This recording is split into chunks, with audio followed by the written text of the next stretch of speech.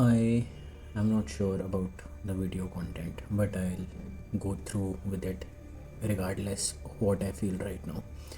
मुझे ऐसा लगता है कि ऐसे टाइप का कंटेंट बहुत कॉमन हो गया जहाँ पे लोग अपने दिल की फीलिंग्स और अपना डेली एक्टिविटीज़, अपना रूटीन, अपना जिम रूटीन, अपना हेल्थ केयर बहुत ज़्यादा डालने लग गए हैं. But I felt that there is a vacuum between. और मुझे लगता है कि वो वैक्यूम उन लोगों के लिए होता है या वो वैक्यूम वो लोग फील करते हैं जिनके पास सारी रिसोर्सेज नहीं होती.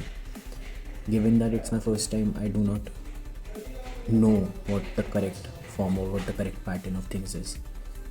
बहुत क्यूरेटेड और बहुत ज़्यादा सिविलाइज्ड और बहुत ज़्यादा वेल आर्टिकुलेट मैंने स्पीचेस देखी हैं, मैंने चीज़ें देखी हैं. बट मुझे ऐसा लगता है कि there is always a gap, as I already mention कि वो वैक्यूम है. और वो वैक्यूम क्या है कि लोग इंडिविजुअलिस्टिक सिचुएशंस पे जाते हैं. मुझे लगता है कि इंसान का experience is also very subjective. मेरा इस सब का जो अंडर स्टेटमेंट है वो ये है कि कोई किसी के स्ट्रगल को नहीं समझ सकता रिगार्डलेस ऑफ हाउ मच और वेन एवर और in what amount you are promising कि मुझे तुम्हारी बात समझ में आ रही है. See that is the difference between sympathy and empathy. There is like a huge gap कि आप एम्पथाइज तभी कर सकते हो जब आप सामने वाले की सिचुएशन में 100% खुद रह चुके हो. मुझे लगता है कि coming from a middle class strata of people, कि जो सबसे टॉप क्लास होती है ना वो भी चिल है, जो सबसे लोअर क्लास होती है ना उनके पास भी सिर्फ डेली के स्ट्रगल्स हैं. लेकिन जो मिडिल क्लास होती है ना, ये एक ऐसी क्लास होती है जिसको पहले का भी प्रॉब्लम फेस, वो अपने पास से भी नहीं निकल पा रहे. मिडिल मैन मतलब जो प्रेजेंट हैं वो उसमें भी खुश नहीं है और वो फ्यूचर की प्लानिंग में ही लगे जा रहे हैं. बट नोबडी इज़ रियलाइजिंग कि ये जो प्रेजेंट है that is what makes the past and that is what is going to make the future.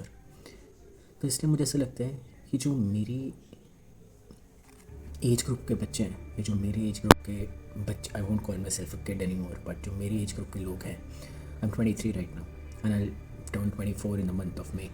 But I felt कि जो भी ये लोग हैं they do feel a sense of, is a sense of gap. ये जो gap है ये may be like it can stem from a number of reasons. One of them being resources, that is wealth. The second being connections, या फिर इस connection में friends भी आ सकते हैं, boyfriends, girlfriends, if you feeling romantically inclined towards somebody. वो लगता है थर्ड, और मुझे लगता है जो सबसे ज़्यादा प्राइमरी चीज़ है वो है कि आपका जब अपने से वो ओरिएंटेशन ख़त्म हो जाता है ना, जब आप अपने को इम्पोर्टेंस देना बंद कर देते हो, वो गैप तब और बड़ा हो जाता है. ये जो वीडियो बनाने का रीज़न है ना वो ये है कि जो मैं फ़ील करता हूँ ना, मैंने बहुत सारे लोगों से बात कर रखी है और मुझे ऐसा लगता है कि जो ऐसे लोग हैं, बहुत ज़्यादा ऐसे लोग हैं जो कि इस चीज़ को to their core, to the depth feel कर रहे हैं, लेकिन उनके पास कोई आउटलेट नहीं है, कोई सोर्स नहीं है. आप डायरी एंट्री भी कितनी कर लोगे जब आपके मतलब की बात या जो आप फील कर रहे हो वो कोई बोल ही नहीं रहा, तो आप उस चीज़ को एक्चुअलिटी में वैलिडेट करवाओगे कैसे?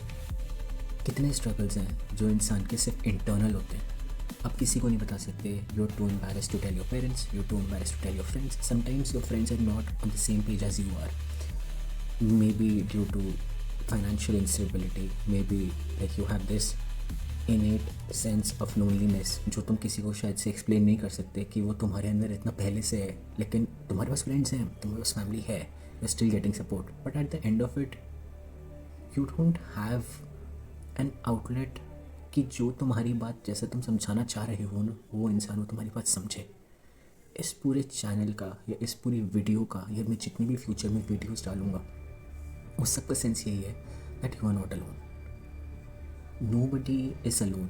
If you have yourself you are there. हर किसी के अंदर सुसाइडल टेंडेंसीज़ होती हैं, हर किसी के अंदर लोनलीनेस की टेंडेंसीज़ होती हैं, हर किसी के अंदर टॉक्सिसिटी की टेंडेंसीज़ होती हैं. आपको बस ये देखना है कि आपको कौन सी चीज़ को अपग्रेड करना है, कौन सी चीज़ को आपको नीचे खींचना है, कौन सी चीज़ से आपको बेटर फील होगा, किस चीज़ से आपको बुरा फील होगा. और आपको this is a very small part of the conversation. I'll make a separate video on it that I had with my best friend's father. He's like a very successful person in the private sector and currently he's working with a startup. So उन्होंने मुझे ये चीज़ समझाई थी जो कि मैं अगर मुझसे कोई भी एडवाइस सजेशन मांगता है, वो मुझे उन्होंने यही बोला कि whenever you are perceiving life, always make sure that you are at the nucleus of the atom. You are always the center of your own world. जिस दिन तुमने किसी और को उस सेंटर पे रिप्लेस कर दिया, तुम अपनी लाइफ कम्प्लीटली नहीं जी पाओगे, because you will keep on working for somebody else, be it your parents, be it your spouse, be it your partner, be it your loving relationship, whatever, like dynamic, और जो भी तुम्हारे साथ में है, तुम किसी को भी अपने से ऊपर अगर रखते हो, आई डोंट थिंक तुम लाइफ में कभी भी उस लेवल की सक्सेस ले पाओगे या अचीव कर पाओगे जिसके तुम एक्चुअली हकदार हो, जिसके तुम डिज़र्व करते हो इस चीज़ को। और मुझे लगता है इस चीज़ से आगे निकल कर और अपने को फील करना that you are actually in the right for like the longest time, that you have been the right person in the longest period of time. मुझे ऐसा लगता है ये चीज़ को रियलाइज़ करते करते लोगों की ज़िंदगी निकल जाती है। People are delusional, they do not know whether they are in the right और द रॉन्ग। मुझे लगता है जो लोग बहुत गलत होते हैं उनको लगता है हम बहुत सही हैं, उनके लिए और किसी का पर्सपेक्टिव और किसी की चीज़ें मैटर नहीं करती। और जो लोग एक्चुअलिटी में सही होते हैं वो लोग अपने आप को ज़िंदगी भर सेकंड गेस ही करते रह जाते हैं। और जब उनके पास एक्चुअली में टाइम आता है ना to understand whether they were right और wrong all along and they find out that they were right, लेकिन उनके पास उतना स्टैमिना बचता ही नहीं at the end of their life कि वो समझे इस बात को। किसी की लिविंग सिचुएशंस बहुत डिफ़िकल्ट होती हैं, किसी का सोचने समझने का तरीका बहुत अलग होता है। कभी कभी आप एक ऐसी जगह रह रहे हो जहाँ पे आपको रहने का मन नहीं करता, यू आर नॉट सपोर्टेड। आपके पेरेंट्स या फिर जो भी आपके गार्जियंस होते हैं वो आपको कॉन्स्टेंटली फील कराते हैं that at the end of it you feel undermined. मुझे लगता है ऐसे लोगों के लिए चैनल है जहाँ पे there is an open dialogue, we can have story times, we can have like these whole blown conversations even in the comment section, be it like two people, I don't care. At the end of it, it should be that if we are having a discussion on the table, उसके बाद 3 अगर लोग भी बैठे हैं ना तो वो 3 उस टेबल से बेटर होके जा रहे हैं, या वो 3 उस टेबल से कुछ ऐसा सीख के जा रहे हैं जो उन्होंने एक्सपेक्ट नहीं करा था कि वो सीखेंगे। बहुत सारे लोगों के पास बहुत सी अपॉर्चुनिटीज़ होती हैं, आपको बस अपनी अपॉर्चुनिटीज़ चॉक आउट कर लेनी चाहिए। And that is what I feel कि मैंने वो कुछ कर लिया है, I am on route with the process, with the entire process. और मुझे लगता है कि जैसे जैसे स्टेप बाय स्टेप मैं ग्रो करता हूँ, वैसे ही स्टेप बाय स्टेप कोऑर्डिनेट करके साथ में ग्रो करना चाहिए। Because I don't feel like people have enough opportunities in their life that they are going to explore और that they might be exploring in the present. तो ये चीज़ को कॉम्बैट करने के लिए I am putting this channel online so that yes we have a place to discuss. बहुत कम लोग होते हैं यार जो आपके दिमाग की बैंडविड्थ से आपकी बात समझें या जो आप बोल रहे हो उनको वो सही लगे।